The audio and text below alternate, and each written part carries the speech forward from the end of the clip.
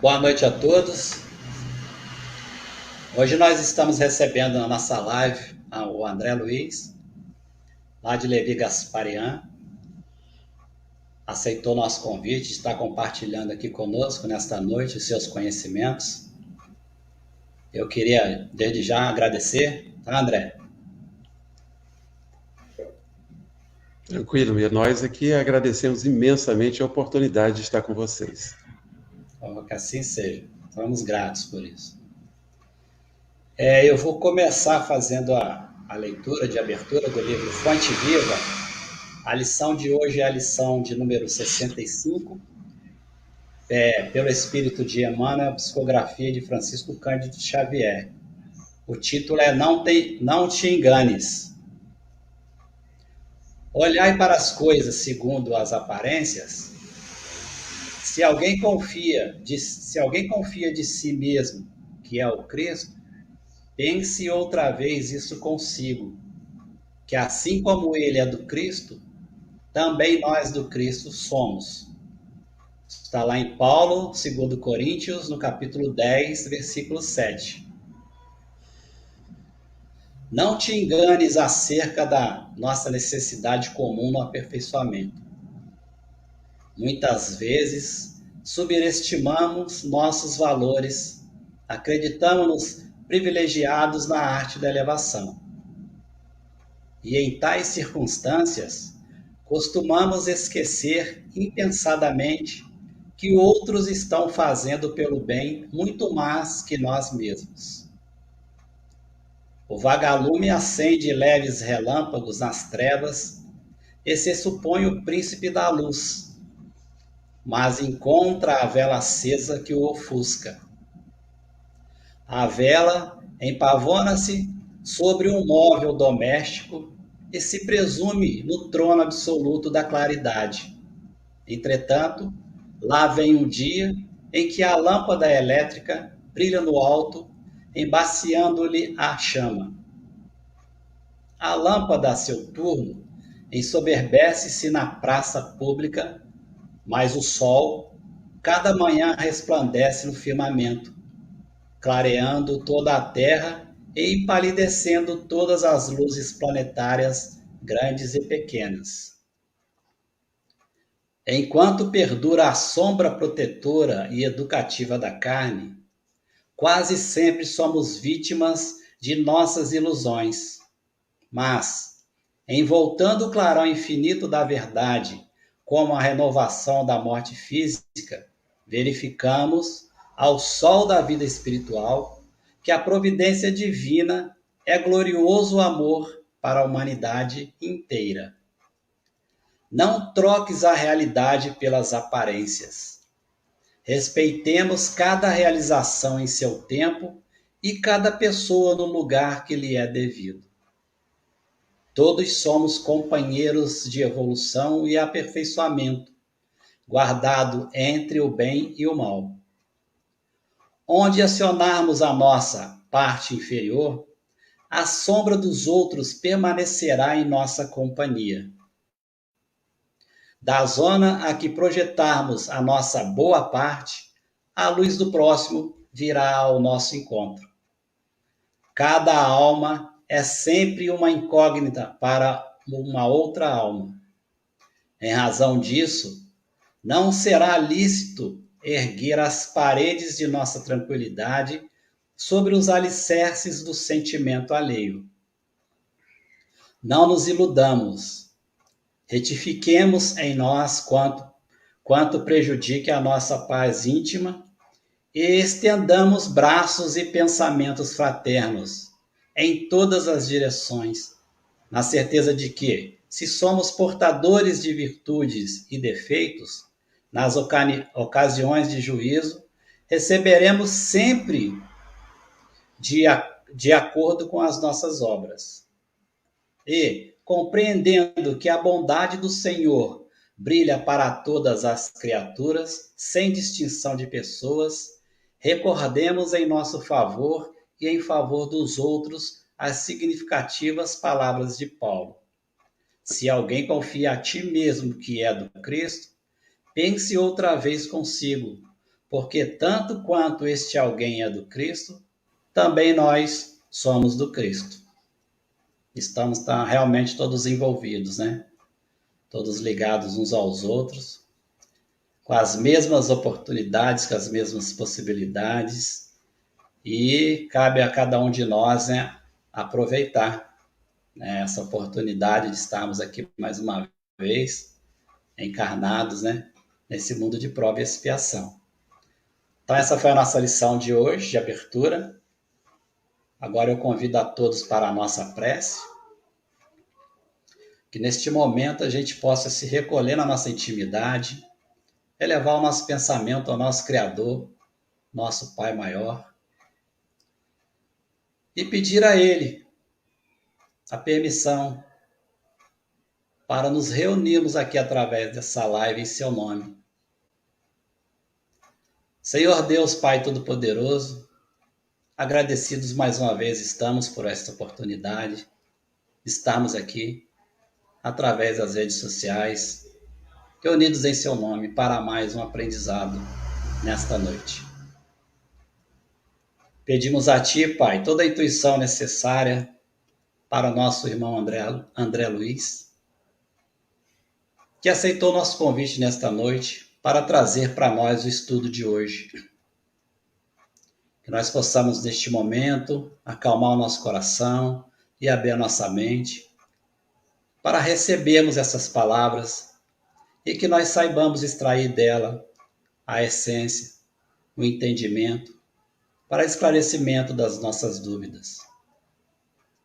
Pedimos a Ti também que possa, neste momento, estar enviando, Pai, os seus mensageiros espirituais e os seus médicos espirituais a cada hospital, a cada orfanato, a cada casa de repouso ou asilos, os manicômios, os presídios, na sarjeta onde muitos dos nossos irmãos em situação de rua se encontram neste momento. Que cada um deles seja, Pai, amparado neste momento e possa estar recebendo todas essas vibrações positivas que todas as vezes são emanadas nessas nossas lives, nos nossos estudos. Que o Senhor possa estar também, Pai, enviando a cada lar representado aqui nesta noite, seus mensageiros, para que possa reinar a paz, o amor, a tranquilidade, a harmonia, principalmente neste momento que estamos vivendo agora, onde encontramos muitas desavenças, muitas dissensões, que cada um de nós saiba respeitar o ponto de vista e a opinião do outro. Que o Senhor possa estar lado a lado conosco, nos dando muita inteligência, muita sabedoria, muita paciência, para não deixarmos que nossas vibrações venham baixar neste momento. Que nós possamos seguir neste caminho reto, que é o caminho que nos conduzirá à nossa vida eterna. Sendo assim, Pai, pedimos neste momento a vossa permissão, a permissão do nosso mentor espiritual da nossa casa, Eurípides Massanufo, e toda a espiritualidade de luz, para darmos início ao estudo da noite de hoje. Graças a Deus, que assim seja. André, com você, daqui a pouco eu estou retornando. Obrigado, Valmir, obrigado a todos. É com muita alegria que nós dividimos esses momentos com os nossos irmãos, já deixando aqui o desejo aos nossos irmãos e nossas irmãs de muita paz. Um abraço especial à Regina, ao Cleverson, à Kathleen, Rosana, Rosângela e Ana Paula, que já se manifestam aqui no chat. Fiquem à vontade, se desejarem, no decorrer das nossas reflexões, de apresentarem suas perguntas, as suas considerações, a amiga Cecília também, que chega agora e dá o seu boa noite. É uma alegria imensa aproveitarmos desta oportunidade que a tecnologia vem nos concedendo de nos encontrarmos, se não fisicamente, mas tendo a possibilidade de sentir essas vibrações de paz e de harmonia nesses momentos onde aqui juntos estudamos a doutrina espírita. Deixo a todos um abraço fraterno dos companheiros do Grupo Espírita Amor e Caridade, aqui da pequena Comendador Levi Gasparian, onde atualmente eu moro, cidade bem pertinho aqui de Juiz de Fora, Estamos a meia hora de Juiz de Fora, uma cidade no centro-norte do estado do Rio de Janeiro. Então nós vamos caminhar juntos pelo Evangelho. Nós vamos recordar um dos personagens que entendo ser aquele que mais impactou quando nas oportunidades que nós tivemos de conhecê-lo. Porque todos os personagens que surgem na Boa Nova são como que espelhos da nossa consciência. Mesmo aqueles que aparecem nas parábolas de Jesus. Jesus aproveita de cada parábola para tratar sobre determinadas circunstâncias, determinadas experiências, determinadas inquietações comuns a todos nós, espíritos, no processo de evolução que nós nos encontramos. Em alguns momentos temos a experiência de Zaqueu, ou buscamos a cura do corpo físico ou do espírito no contato mais íntimo e mais próximo com o Mestre. Ou somos como Nicodemos, que queremos saber sobre as questões mais profundas da vida e da continuidade da vida após a morte. Mas é em Pedro, sim, Pedro, apóstolo, que eu sempre encontrei uma figura muito próxima à nossa realidade. Pedro e Maria, Maria de Magdala. Aliás, sobre Maria de Magdala, nós estamos fazendo uma pesquisa onde eu comparo a forma como ela é descrita nas páginas psicografadas dos diversos livros que nos falam desses companheiros, desses personagens, e também com a pesquisa histórica, que para os historiadores ela é também uma figura tão enigmática como nos apresenta os nossos amigos espirituais, como disse nos diversos livros, nas diversas páginas psicografadas. Mas Maria vai ficar para um próximo encontro, com certeza. Mas hoje é de Pedro. É de Pedro que nós gostaríamos de falar e buscar na sua experiência aquilo que é importante para as nossas reflexões. Pedro, tu me amas. Essa passagem descrita por Jesus é de tamanha importância para os momentos que vivemos na atualidade. Eu sempre digo que esses momentos estão sendo de ímpar importância para a educação das nossas consciências. Não pretendo me aprofundar numa visão biográfica do Pedro, mas trazer inicialmente aqui para os nossos irmãos algumas questões ou algumas afirmativas, considerações, melhor dizendo, que possam nos descrever um pouco dessa figura. Vamos ver Pedro em 3 momentos de sua existência. Primeiro, antes de conhecer Jesus. Depois, no período em que ele conviveu com o Mestre e os anos após a morte do Cristo. Pedro Bar Jonas. Pedro, filho de Jonas. Como todos nós sabemos, Pedro era pescador, um homem simples, às vezes até rude. Não era dado às sutilezas do seu comportamento, ou mesmo na sua forma de falar ou lidar com as pessoas. Pedro era aquele homem, como muitos de nós, tem como preocupação básica a sua família, o sustento da sua família, a sua vida, a sua atividade diária. Com André, seu irmão, que seria também um dos apóstolos, mantinha uma sociedade pesqueira com a família de Zebedeu, pai e filho, Tiago e João, esses também convidados por Jesus para o apostolado. Então, na vida, Pedro vivia basicamente a pesca, do trabalho da pesca, ao seu trabalho com as redes e a venda dos frutos do mar para o sustento da sua família. Também convivia na sinagoga. Mas era interessante que Pedro não tinha muita emoção, ele não se envolvia muito com aquelas obrigações e principalmente com aqueles cultos muito mais preocupados com as questões rígidas da lei mosaica. amava o povo sofrido e tão enganado. É interessante que o homem simples normalmente se preocupa com aqueles que estão na mesma situação em que ele se encontra.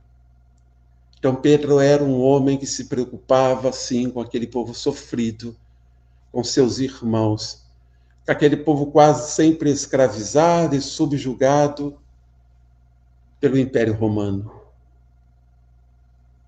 Um misto de curiosidade e descrença, ele começa a ouvir a pregação de Jesus. E quando começa a estar com Jesus, lhe surge um sentimento muito desconhecido, um sentimento muito forte. Ele desejava saber no seu íntimo de onde e desde quando o conhecia. E mais do que essa sensação que às vezes nós mesmo temos, como encontramos com algumas pessoas pela primeira vez, mais do que essa sensação de já conhecer aquele homem, Pedro o amava. Pedro, então, é convidado por Jesus para ser pescador de homens. Vocês imaginem, já pararam para pensar o que deve ter sido para aquele homem simples, rude, preocupado com a faina do dia a dia, preocupado com o sustento de sua família, preocupado com os mais simples e mais humildes como ele, se deparar com este homem, com essa criatura que lhe dá um impacto muito forte em sua consciência, e este homem convida para segui-lo. E se aceitasse segui-lo, ele o faria pescador de homens. Algumas vezes, durante aquele período em que Pedro esteve com Jesus, ele voltava às suas lides, nos intervalos que ocorriam na jornada do apostolado, também para atender às suas famílias e às necessidades do grupo. Pedro era o mais velho dos discípulos. Dizem os estudiosos que ele deveria ter em torno de 34 a 40 anos naquele período.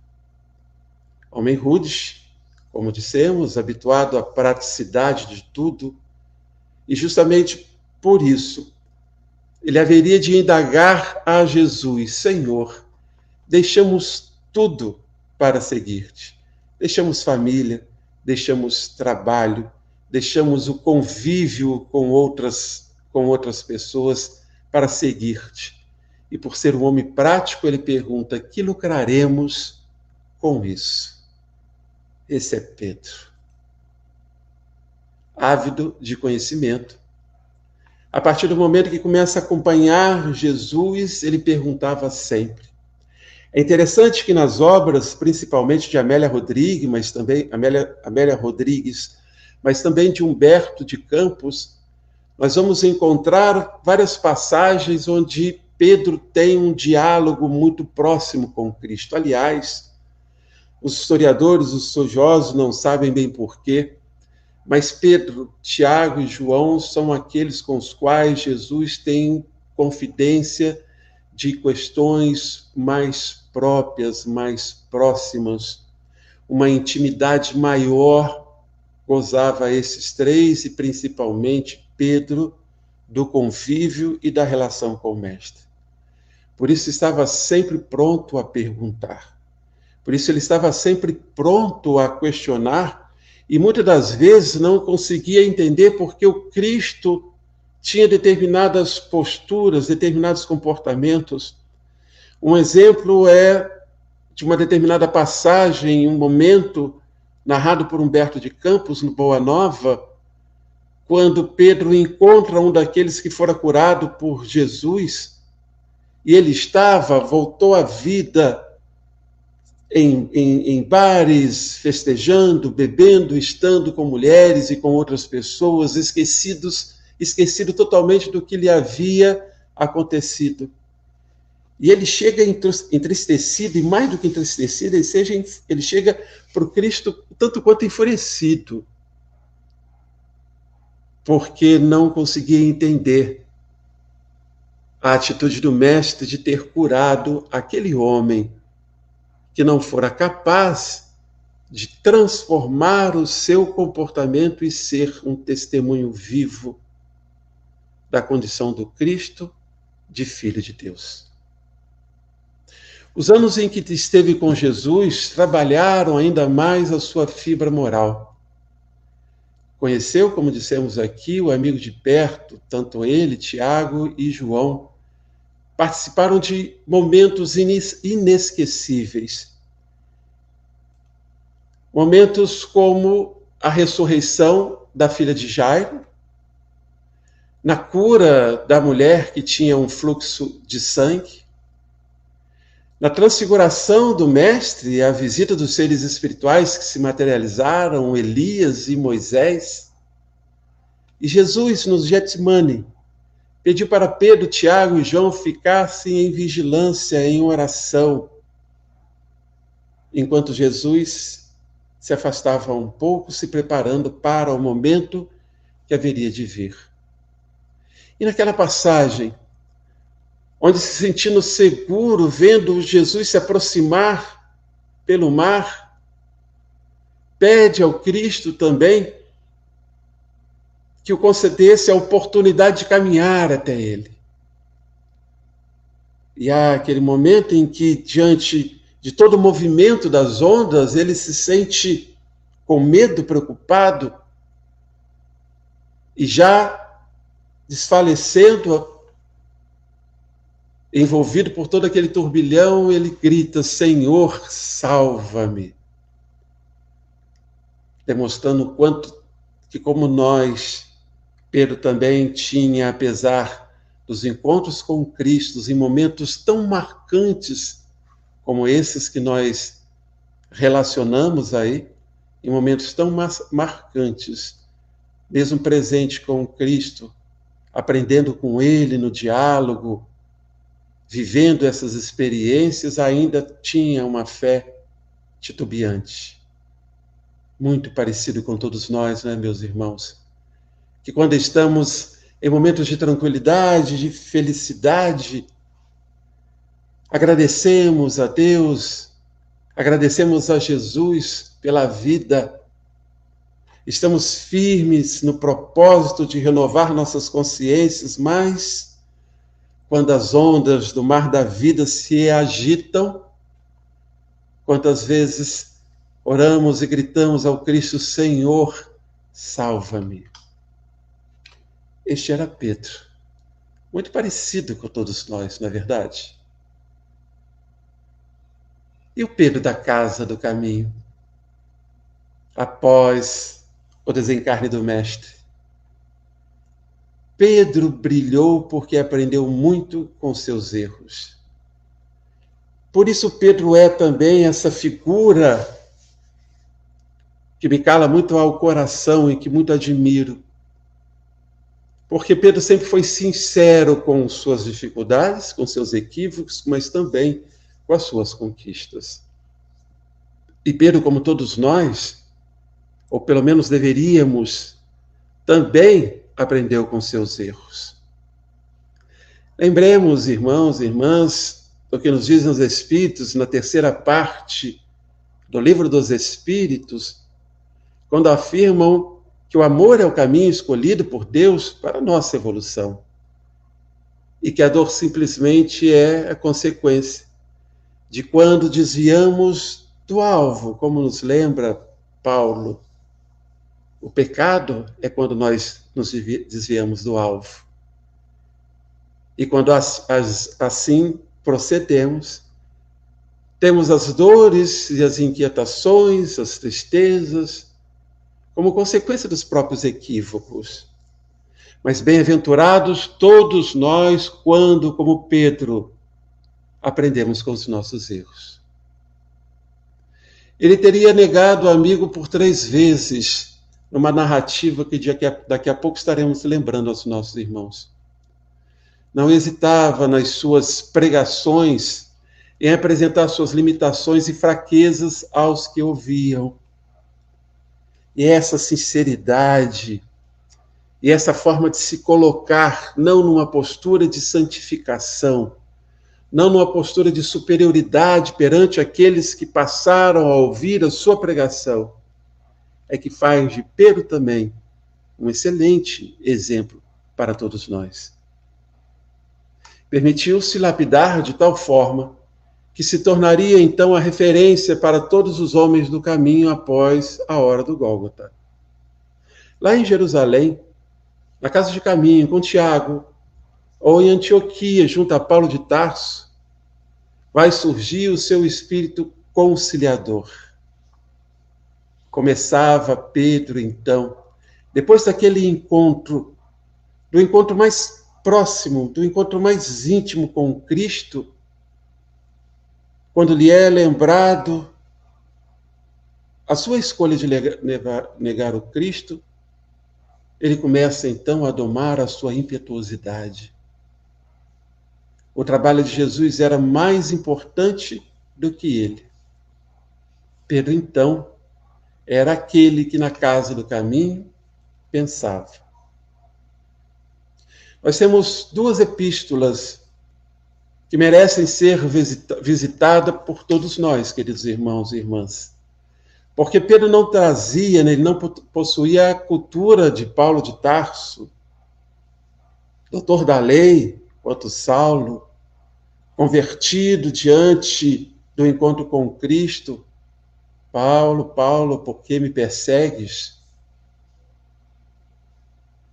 Mas Pedro era um homem que em suas palavras exortava e ainda exorta todos nós cristãos a vivermos no espírito da caridade e na prática das virtudes cristãs.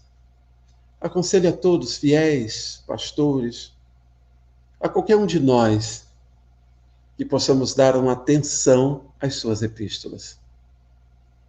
É o homem prático que sabe dar, em poucas palavras, uma obra-prima de sabedoria e de edificação. Vamos ver também na narrativa de Amélia Rodrigues, quando Pedro deixa a prisão onde estava com Paulo em Roma, depois que o diálogo dos dois, lembrando as passagens do Cristo, convence o soldado romano, e este abre as prisões e eles se fazem então em fuga. Vai pela estrada, Pedro, se afastando de Roma, até que percebe vindo em sua direção uma figura conhecida. Mais uma vez ele reconhecia o seu grande amigo. E pergunta a Jesus: aonde vais? Jesus para por alguns instantes e diz: Pedro, eu vou a Roma. Preciso mais uma vez me dar ao sacrifício da cruz junto com os meus irmãos, com os cristãos que já estavam sendo perseguidos nas arenas, nos circos romanos. Diante deste diálogo com Cristo, retorna Pedro, vai estar com seus irmãos, e o final da história, creio que todos nós já conhecemos. Pedro é crucificado, mas não aceita ser crucificado como Cristo, então ele é crucificado de cabeça para baixo. Então é este homem, esse personagem, este homem medianeiro, que em dado momento se faz um arauto dos céus, uma pessoa ao mesmo tempo frágil e em outras circunstâncias, muito forte, mas na sua fragilidade ele se permite ser o intermediário dos inimigos da luz. Este é um Pedro que se parece muito com todos nós, meus irmãos e minhas irmãs. E é da sua experiência, é do encontro muito marcante que teve com Jesus, que nós vamos retirar as principais reflexões que nós estaremos propondo aos companheiros nesta noite. E aí vou me permitir pedir licença, que possamos ler a narrativa da Amélia Rodrigues, nesse livro, Primícia do Reino, onde no capítulo 19, pela psicografia do nosso querido Divaldo Franco, ela nos traz o texto Simão Pedro, Pedra e Pastor. Vamos ficar apenas no momento em que chegando à praia, ele visualiza o mestre vivo, depois daqueles momentos. Ele não espera nem o barco se aproximar, ele se atira nas águas e vai de encontro ao mestre. Quando os outros chegaram com os peixes, o amigo tomou um, assou na brasa de improvisada fogueira e comeu com eles. Vinde jantar, convidou o mestre com naturalidade. Repetiam-se as cenas dos dias idos. A distância no tempo murchara e tudo continuava como se nada houvesse acontecido. Os olhos dele brilhavam mais e havia, naquele rosto outrora impregnado de melancolia, no rosto do mestre, a emanação de um amor como não se pode descrever. E aí Jesus se direciona a Pedro e lhe pergunta: Simão, filho de Jonas, ama-me mais do que estes? Ah, como Pedro amava! Todo ele se dera a boa nova, desde que a sua voz o chamara a pescar almas no oceano dos homens. Que poderia dizer naquele instante de excelso conúbio: sim, Senhor, tu sabes que te amo. Apacenta os meus cordeiros. Sentia-se fraco, sabia-se Pedro fraco. Para segui-lo, para seguir Jesus, e somente por isso, abandonar aqueles sítios. Ali nascera, vivia, todo o seu mundo eram aquelas mirradas fronteiras que se podiam abarcar com um lance ousado dos olhos. Como poderia apacentar as ovelhas? Simão, filho de Jonas, ama-me? A interrogação fora levemente assinalada pela tristeza. Olhou com ansiedade. Seria necessário repeti-lo?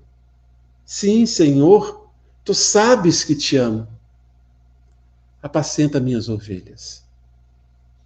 Imensas as trilhas por onde seguem os pés dos homens. Longe as terras em que se encontram. Sentia-se só, sem forças e triste. Duvidaria o rabi da sua dedicação? Ouve então Simão pela terceira vez o mestre chamar pelo seu nome. Simão? A exclamação parecia uma música de cristais que se despedaçassem em granitos. Filho de Jonas, tu me amas? Senhor, tu sabes tudo. Não pôde então dominar as lágrimas espontâneas. Tu sabes que eu te amo, que te dei a vida, tu que tudo sabes. Apacenta as minhas ovelhas.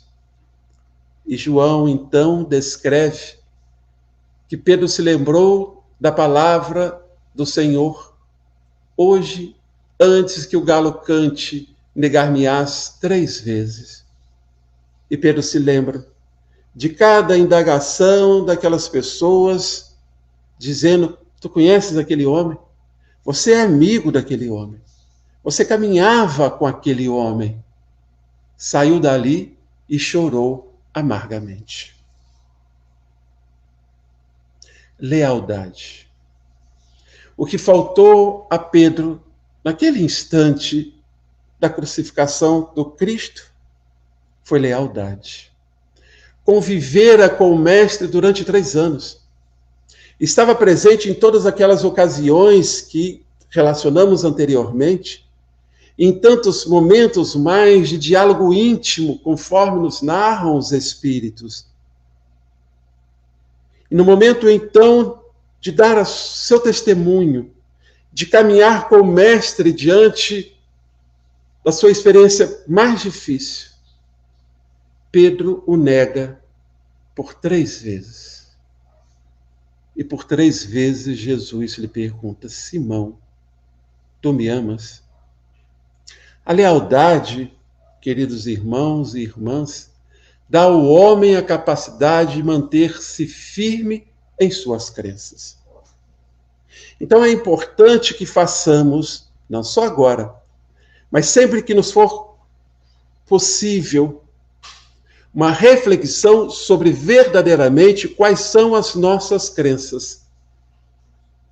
Não aquilo que sai da nossa boca, mas principalmente aquilo que vai no nosso coração, em nossa consciência. Quais são as nossas crenças? Se estamos falando com cristãos, a nossa principal estrutura de fé é a Boa Nova de Jesus.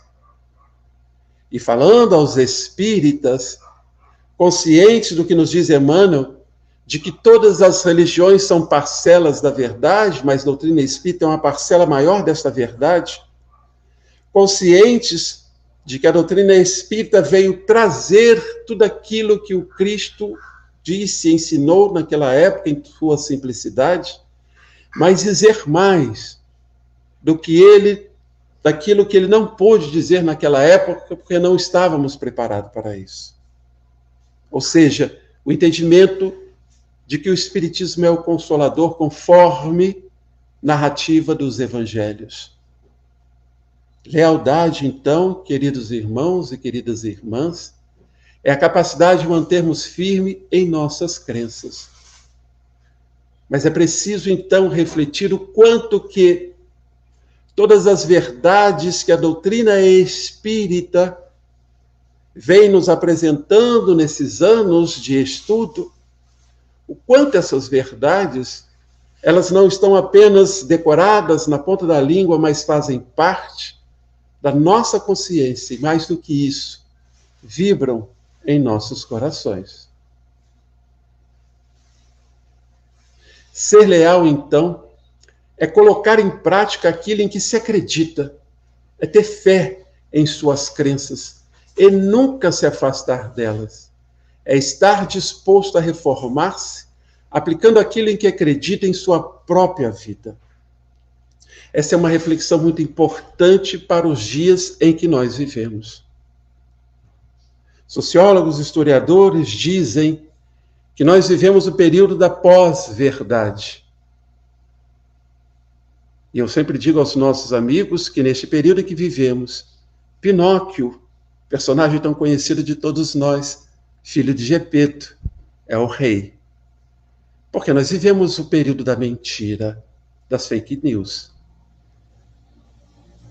Mas é um momento de experiência onde nos é possível perceber o quanto nós nos sustentamos com as verdades da fé que nós abraçamos. Ou se somos aqueles que, como Pedro, diante das ondas do mar revolto da vida, gritamos ao Cristo, Senhor, salva-me, porque nos deixamos levar por todas as inquietações, por todas as expressões que são colocadas como naturalidade nos dias de hoje. As questões relacionadas à violência, ao preconceito, à desumanidade, à falta de amor com os mais necessitados, não só dos mais necessitados nas questões físicas, mas também nas questões espirituais. Como exemplo, gostaria de lembrar aos nossos irmãos de dois princípios básicos da doutrina espírita: o da imortalidade da alma e o da reencarnação. Diante da imortalidade da alma, nós sabemos que ao deixarmos esse corpo físico, que é vestimenta que nos serve para as experiências nesse mundo material, nesta oportunidade abençoada de aprendizado que todos nós recebemos, mas esse corpo físico ficará aqui na Terra. E ao desencarnarmos, nós retornaremos ao plano verdadeiro da vida e lá seremos aquilo que vibrar as nossas consciências. Questão 150b do Livro dos Espíritos. Kardec questiona aos amigos espirituais o que nós levamos após o desencarne. E eles são muito claros em dizer que nós só levamos as nossas lembranças. Lembranças têm a sua base na memória. E a memória é do espírito. Então nós vamos levar apenas as nossas lembranças, as nossas atitudes, aquilo que fizemos, aquilo que acreditamos, aquilo que verdadeiramente exemplificamos e expressamos com os nossos atos, com a nossa fala, do que verdadeiramente vai ao nosso coração. Então, como diz o nosso Divaldo Franco, Manuel Filomeno de Miranda, ele diz que ao deixarmos o plano espiritual, nem anjo, ao plano físico, nem anjo, nem demônio, homens continuaremos ser. E a reencarnação? Outro pilar da doutrina espírita nos diz que retornamos várias vezes a esse mundo físico, vivendo diversos personagens em situações diferentes, mas todas elas necessárias ao aprimoramento de nossas consciências. E ao deixarmos esse corpo físico, no momento da morte, que chegará um dia para todos nós, tempos depois retornaremos para a continuidade das experiências, como disse, necessárias às nossas evoluções. E aí eu faço uma pergunta aos nossos irmãos e nossas irmãs. Cabe ao espírita, que tem como base da sua fé, da sua crença, esses dois pilares da doutrina espírita, cabe qualquer sentimento e atitude de pré-conceito, ou de apoiar qualquer expressão de preconceito, seja preconceito de etnia, seja preconceito de religiosidade, de opção religiosa, seja qualquer preconceito de gênero. Cabe ao espírita, conhecedor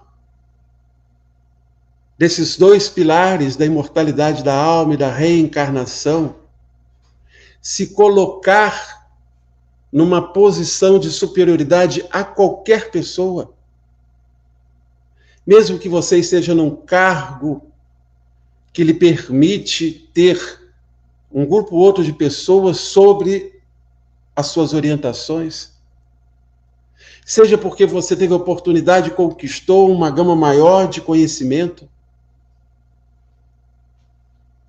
seja porque para você é necessária a figura daquele homem, daquela mulher mais simples, para atender às suas necessidades do dia a dia, cabe ao espírita qualquer postura de superioridade, meus irmãos, minhas irmãs. E eu estou falando apenas do conceito de imortalidade da alma e da reencarnação. Porque se hoje eu estou vivendo neste corpo físico, mas acho que por essa condição, por fazer parte de um grupo social da humanidade, me sentir superior por causa disso, porque aquele outro companheiro faz parte de uma outra etnia e tem um corpo diferente do meu, que eu sou superior a ele, tenho preconceito, não gosto de me relacionar com aquela pessoa, esqueço que na próxima encarnação eu posso vir justamente com aquele corpo para viver a mesma experiência que aquele companheiro está vivendo. Quando a minha responsabilidade é fazer com que hoje o meu exemplo, a minha fala, possa lutar contra esse tipo de comportamento. E não vou adentrar as questões psicológicas nos tratos dos gêneros e da sexualidade. Mas nós vivemos tempos em que muitas pessoas se deixam levar pela onda do estímulo à violência, do estímulo à falta de caridade, do estímulo ao orgulho, ao egoísmo, à luta pelo poder temporal, e compartilha de ideias e pensamentos. Quando agimos assim, meus irmãos e irmãs, nós somos como Pedro e negamos a Jesus e negamos a Kardec. Quando compartilho mensagens que estimulam essas posturas, infelizmente vistas hoje na nossa sociedade com muita naturalidade. Questões éticas e morais do comportamento humano vendidos como naturais e que favorecem determinados grupos sociais, criando nichos sociais de relacionamento. Mesmo espaços físicos onde grupos não aceitam a presença de representantes daquele grupo que ele vê como menor, que ele vê como inferior. O homem leal às suas virtudes é o homem e a mulher disposto a transformar-se para melhor cultivá-las e abrigá-las em seu coração. É também o homem que assume a postura de grande defensor de suas crenças e princípios, sem deixar que nada e nem ninguém abale a sua fé. Então a pergunta principal está, meus irmãos, quais são as suas crenças? Quais são os seus princípios? Nossas crenças e nossos princípios são baseados nos ensinos de Jesus à luz da doutrina espírita. É uma reflexão individual. Mas Joana de Ângeli, através de Valdo Pereira Franco, no livro Convite à Vida, no capítulo 24, diz o seguinte: ao sabor das emoções, e como nós hoje estamos ao sabor das emoções, mudam de opiniões aqueles que não possuem forças morais capazes de se fixarem nos ideais de enobrecimento. Vivemos, como disse, um momento muito propício, muito importante para a educação de nossas consciências. Mas é preciso, como diz Kardec, se abraçamos a doutrina espírita como roteiro de luz para nossas vidas, é preciso o estudo sério, como está lá no Livro dos Médiuns, e continuado da doutrina espírita. Sério, numa visão da importância que é esse conhecimento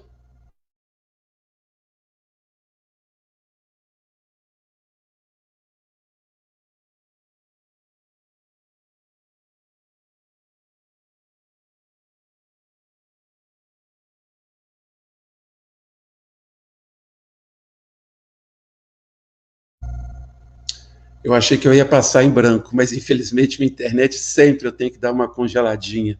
Eu acho que é para deixar o pessoal aí molhar o bico numa água, de preferência a nossa água fluidificada, mas vamos lá. Então vejam que Joana de Ângeli nos chama a atenção.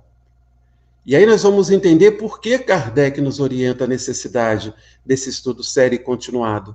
Porque nós somos aqueles que precisam sempre refletir, estar sempre refletindo.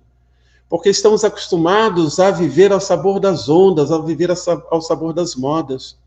E hoje, infelizmente, nós temos visto muitos companheiros do movimento espírita deixando de refletir sobre a base da doutrina espírita na hora de se colocar, na hora de compartilhar determinados pensamentos, na hora de apoiar determinadas ideias.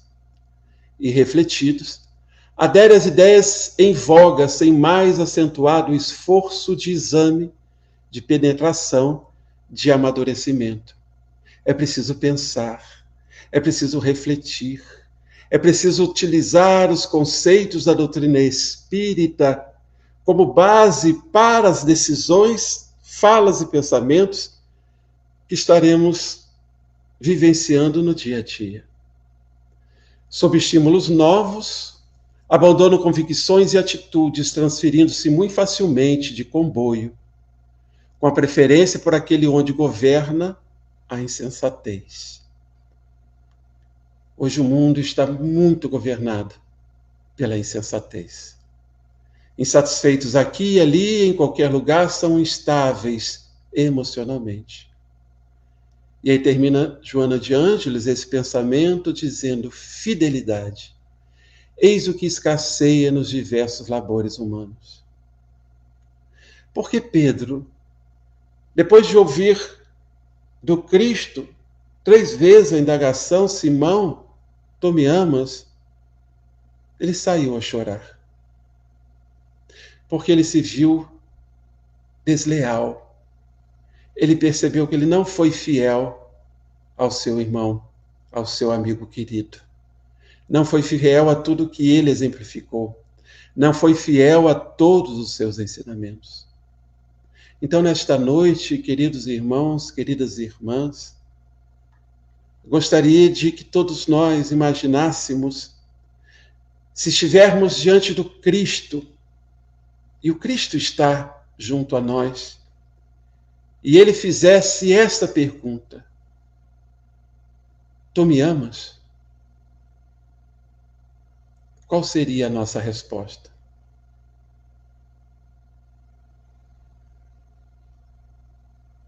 Com certeza diríamos como Pedro: Senhor, eu te amo. E com certeza a resposta do Cristo, perguntando-nos uma, duas, três, tantas vezes quanto necessário: tu me amas? E nós repetiríamos diante do Mestre, sentindo toda a emoção de estar diante de uma figura como Cristo, sentindo o impacto de suas vibrações, como sentiu Paulo, que cai ajoelhado, com o rosto para o chão, ao sentir a força da nobreza espiritual daquele ser. Tu me amas? Ouviu Pedro. Senhor, o que queres que eu faça? Perguntou Paulo. Mas nós diríamos sim, com certeza: Senhor, eu te amo. E com certeza, ainda mais nos dias de hoje, Jesus diria a cada um de nós, após falarmos: Senhor, tu sabes que eu te amo, ele diria para nós: apacenta minhas ovelhas.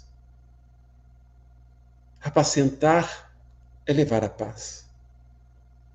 E toda vez que a minha opção for contrária ao ensinamento do Cristo, aquilo que está na nossa fé, na base da nossa crença à luz da doutrina espírita, toda vez que agirmos no estímulo à violência, seja ela qual for, com o sentimento e na ação do preconceito, seja ele qual for, no estímulo à injustiça,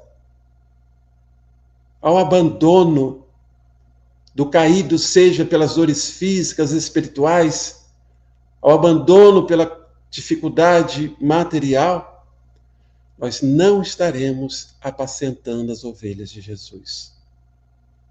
Não seremos fiéis.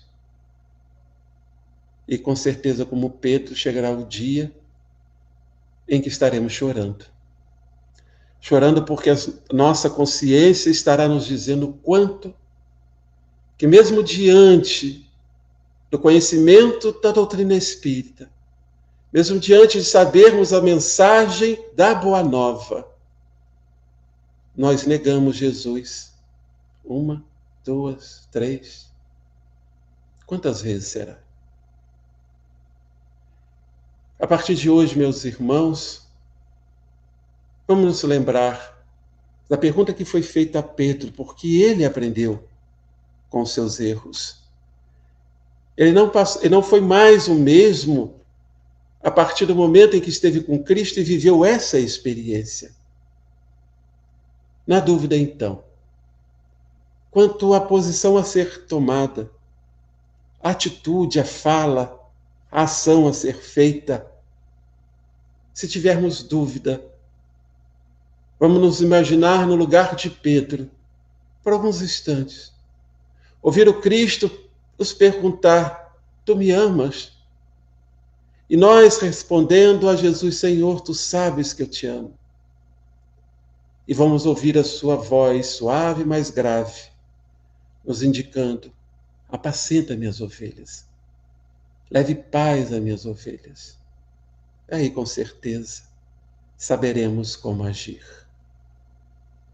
Agradecidos imensamente pela oportunidade de dividir com vocês, meus irmãos e irmãs, esta reflexão que nos foi e continua sendo por demais importante. Peço ao Pai e convido a todos para que possamos fazer a nossa oração final, deixando os nossos corações se envolver nos eflúvios de paz, que já nos envolvem nesse instante aonde estivermos. Que possamos sentir a presença do Mestre que chega e nos abraça, perguntando-nos: irmão, irmã, tu me amas? E mesmo em lágrimas, e mesmo sabendo ainda das nossas inquietações, vamos afirmar ao Cristo: Senhor, tu sabes que eu te amo. E vamos nos